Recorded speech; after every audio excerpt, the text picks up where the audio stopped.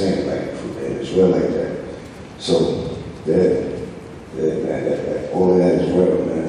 You know, we went through all of that. I went through all of that, dealing with all kind of characters, all kinds of real people that is shady like that.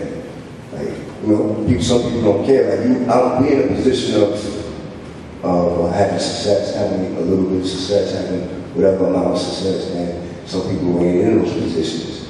You know what I mean? And growing up, when we were young, we all friends, and you know, I might have been naive and not knowing, like, oh, he's just around because he won't be on the show. Or he's just around because he won't be whatever. And I had to learn, you know, growing up. I had to learn that. Well, again, a lot of these sort of scenarios are sort of played out in the book. You know, coming out with new characters and stuff like that. So I don't want to really give it away, but I will say that your man Pappy's on some real MacGyver type shit. Him and his shorty, you know, got some real interesting ways to get what they need at, you know.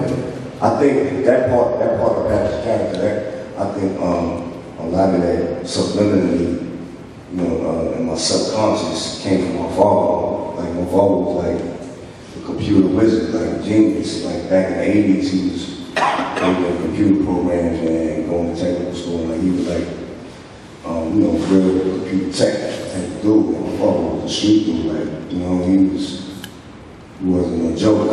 You know what I mean? And he used to try to teach me, like, a lot of computer stuff back in the days, and I was just like, right, he was like a nerd almost. He was like a thugged out nerd, bro. It's crazy. So I think, like, just going up and seeing that, it just inspired that part of the story where, you know, Pappy, the dude does that. Like. Well, his girl was also down to, like, crawl through vents, get real grimy, you know what I mean? Yeah. Right, I got you. So, again, I'm a fan of this man's very sometimes random, extremely creative lyrics. And there's some things that I just pulled out from the book that I just found extremely entertaining. So I'm just going to read them and have a comment. The phone was answered by a woman. She sounded as though she was talking around a cigarette or a small cock. Tell us about that. Don't pause. I ain't even going to take the blame for that one. That was Steve Smith. Steve was there with me right now. He do that and I was like, well, wow, you did keep that right there. A single red rose bloomed across his chest. There was nothing vaguely romantic about it.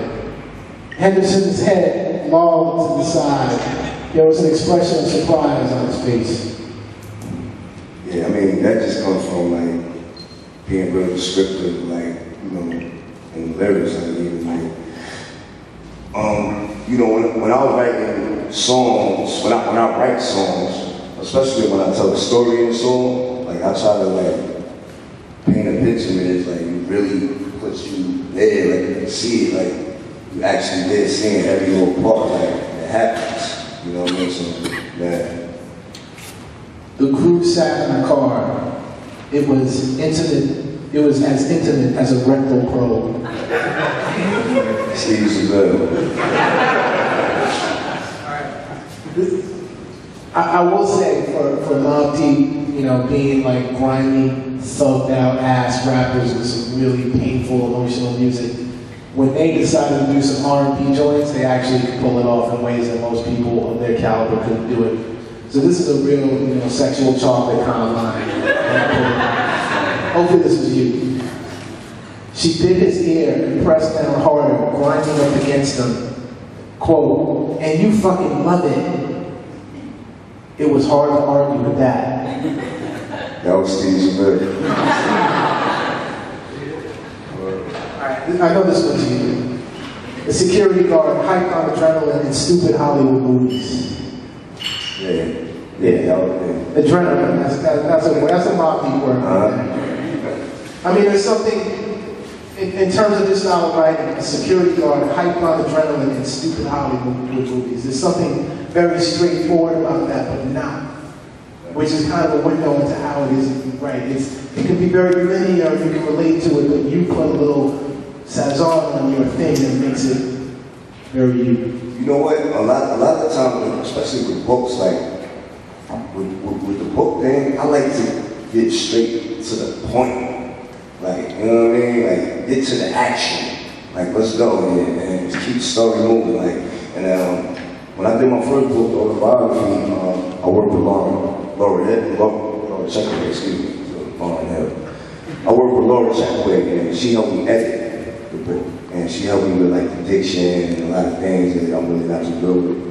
And she the one that like told me like, you gotta be more descriptive with the books. You gotta, explain more. How did it make you feel? How did it like, you gotta emote more. You know what I mean? I was like, what you mean? I didn't feel like the dude got shot and we got shot. And that shit happens. Like, it's like, well, how did you feel when you get shot? So it's like I learned a lot from her about being like more descriptive with the books. Cause I'm good at it with the music, like doing it, but it's like with books, it kind of bores me sometimes. Like, you know what I mean? You sit there and like you talk about how the sun and the morning dew is gleaming on the grass. Like, a lot of that shit I don't even want to hear. So, you know what I mean? With the books, I like to get to the point as fast as possible. But I think I learned a lot from her, you know what I mean? And I'm getting a little better at it with the books. So, you are going to do a series of these books. Yeah. As the young black entrepreneur, as you have on multiple songs, talk about what your plans are and your relationship with the publisher, et cetera, et cetera. All right, so the new publisher that I got is with Akashic Books. They're based out of Brooklyn. And I have a plan that we're doing right now to do a series of these, like you said.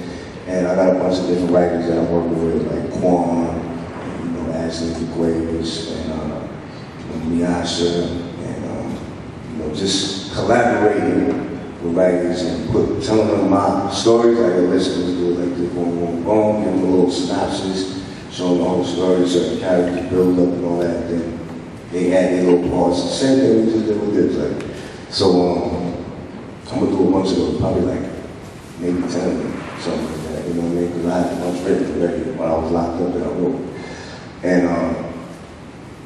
I'm also doing, other things that's not collaborative, just me, just writing, you know what I mean?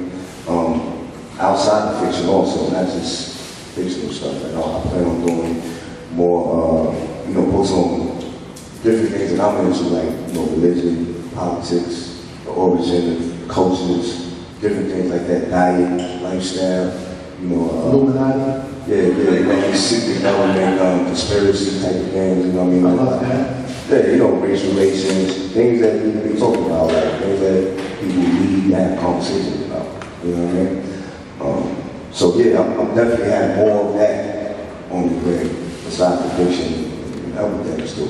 And what do you look for the people here who could be potential signees to your situation? What do you look for in an author? It just got to be something unique about it. Like, when I was locked up, I read a bunch of Quan books and actually the great books, and definitely, they had that uniqueness to their stories, how they tell the story and what they tell the story about. And just that. It got to be something about it that stands out. You know what I mean? I don't want to just put out like anything just to put it out. I'd rather have quality over quantity, like, you know what I mean? And you've got a new record that just dropped, Albert Einstein. Yeah. I must say, your name, Albert Johnson, is a very blues kind of name. It's like very strong, like this is a guy who's got the blues in him. I mean, I'm the fifth too, like, in my family. The fifth, Albert Jackson Johnson, the fifth. My grandfather, my father, all the way down the line. Talk about your relationship with Alchemist. You guys have done a lot of interesting records together. Yeah, man, Alchemist is an interesting character, man. When he came into Mobb Deep's life, it was at a ill point. In '99, he was working on murder music, and here comes this white kid from Cali, dressing like, got the khakis on, You know what I mean? The looks and all that. I'm like, yo, who is this kid right here, man? My man Twin brought to the studio. He doing his DAT. That's when they had DAT tapes and all that. He doing his little DAT tape. I'm listening to the beats. I'm like, yo, this kid is dope, yo. You know what I mean? So we started doing more and more music with him, and it's like, I'm proud of what he developed into right now, because Al was like very rebellious when it comes to making the hip hop that he likes to make. Like, you know what I'm saying? He really don't go outside of that line. You know, he doesn't, you know, bend for nothing. He's not trying to follow no trend. He's not trying to fit anywhere where it's popular. He's just trying to do what he loves to do and stick to his lane. And he keeps me grounded a lot of the time. Man, he's like, P, come on, cut that out. Throw this on, like, come on, let's do this, go on. I'm like, well, it's right. You know what I'm saying? So it's like, yeah, we got a different type of relationship, man. You know what I'm saying? Yeah, we mad cool, man. Like my brother almost, like, you know what I'm saying? We both Scorpios, like, you know what I mean? It's just like we relate to each other, like, you know, we both got that Scorpio attitude about everything, like. And Al is just, to me, definitely the best to me. I love Al. When it comes to making beats, he's the best. He's also fluent in the dumb language. Yeah, he's fluent in the dumb language. He's also called the rare white bird. You know, we call ourselves vultures, so he's the rare white bird, like, you know what I mean? So, Mobb Deep, many of us, I would say 108% of the people here are Mobb Deep fans. And, you know, being in Mobb Deep or being in any group for as long as you've been in, it's a marriage. You know, and marriage is not easy.